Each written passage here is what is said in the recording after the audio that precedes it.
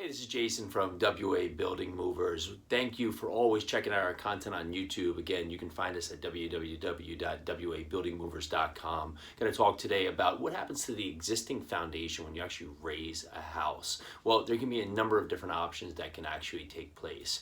Ultimately, if the foundation is suitable, meaning that an engineer comes out, inspects the foundation and deems that are proper footing, that can now take the weight along with the existing foundation to be able to add more foundation to it. When we actually lift the house, the foundation can be actually extended up. More block work can be added to it.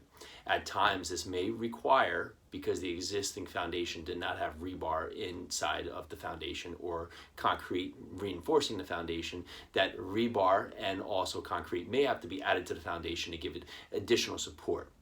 However, on the opposite side of the spectrum, if the foundation is not too good or the foundation cannot carry the weight or there is no footing existing with the foundation, it would have to be demolished completely and a new foundation would be completed and now put in force. And that can be, of course, much more expensive. So ultimately, those two options can really weigh into the cost of which your project is going to take place. Now, there can be another option here where the foundation is sufficient, however, the soil beneath the foundation is inadequate.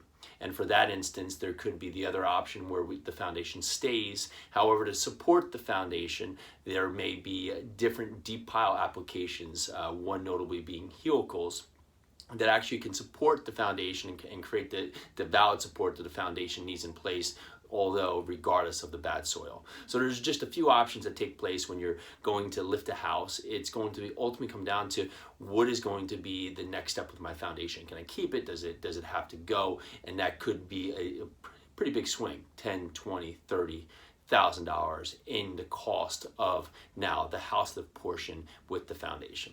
Okay, this is Jason from WA Building Movers. Again, reach out to us, www.wabuildingmovers.com. Find us on YouTube, WA Building Movers. All right.